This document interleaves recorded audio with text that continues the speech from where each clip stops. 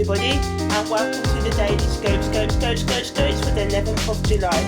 So with 2 days of relative peace, now there's a lot going on today. So Mercury makes a biquintal to Saturn, Mercury makes a parallel to Mars. I talked about this on the 7th of July. The Sun makes a trine to Saturn, Mars makes a semisextile to Chiron, Moon enters void of course, the Moon enters Virgo at 3:20 p.m. Venus makes a trine to Neptune, and Venus makes a parallel to Jupiter. And I also talked about the last one, Venus's parallel to Jupiter, on the 7th of July as well. So yeah, when the Moon enters Virgo, it allows us to be more analytical and practical, especially in our approach to our emotions and in our expression and date nights and stuff. So it's great for organising, planning and paying attention to the smaller details, but can also make us overcritical right now and over perfectionistic right now, so just watch out for that. Mercury's by a quintal to Saturn, while Mercury's in Cancer and Saturn's in Aquarius, allows us to think deeply and come up with innovative, fresh solutions to our problems.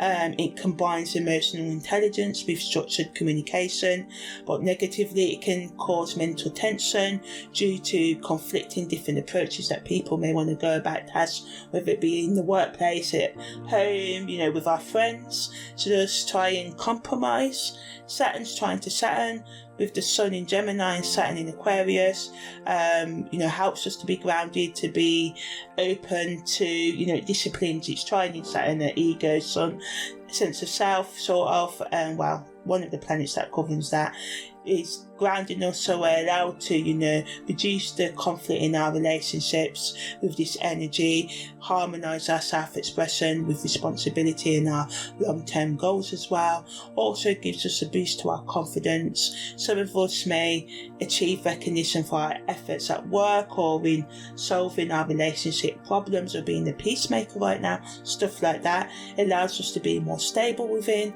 more disciplined, and it's good and supports us with doing things that need our focus and dedication and hard work right now.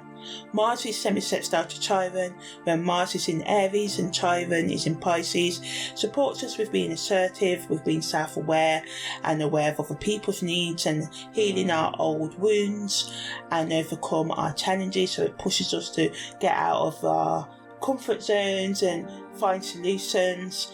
But negatively it can trigger sensitive vulnerabilities that may require, careful handling, forgiveness. Someone may say something, or you may say something that triggers someone and you didn't mean to, so apologise if you didn't, and even if you did, hey, apologise, because it's better to resolve, not to, don't stand firm. You can stay firm in your truths, but we recognise that all truths are relatively, apart from we have seasons, the things that we can see with our eyes. But in terms of relationships, as all truths are half truths, because we're always sort of seeing things from other people's perspectives, and even if we put ourselves in other people's shoes, which helps us understand them a bit, it's still us putting ourselves in their shoes. We're not actually them. So it's just best to give each other grace in relationships and be prepared to ask for forgiveness and to forgive as well.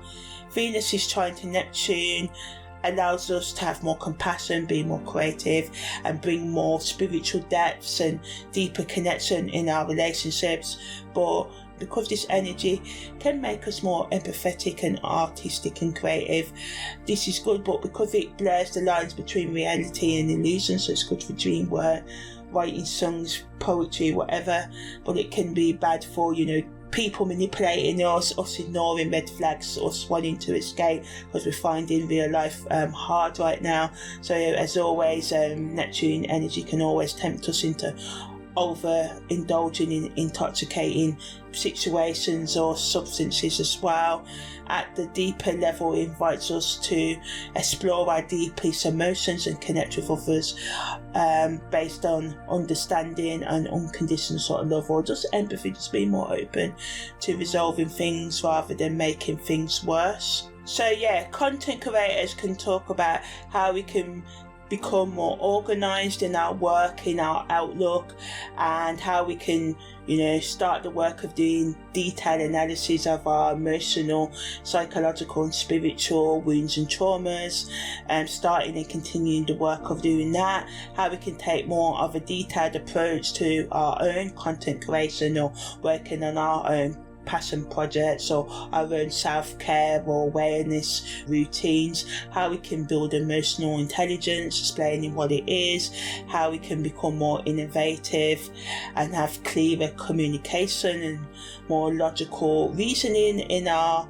thinking and in the ways that we express ourselves and work towards our long-term goals, and how we can become more strategic in our creative plans and take more responsibility for what we do and allow in our lives, and how we can become more disciplined while still being passionate about our work, and how we can channel our toxic ways of thinking and our weaknesses into our creative expression, and how that can help us understand and manage our weaknesses, channeling them into strengths and stuff, and how we can just become more intuitive and seek more emotional depth within ourselves and relationships, and how we can prepare ourselves to create that space, because it can be draining, especially when you're not used to it at first, to create emotional space and stuff. So how we can work on being more sensitive, giving more tips on that, how we can be more practical in our relationships and day-to-day routines as well,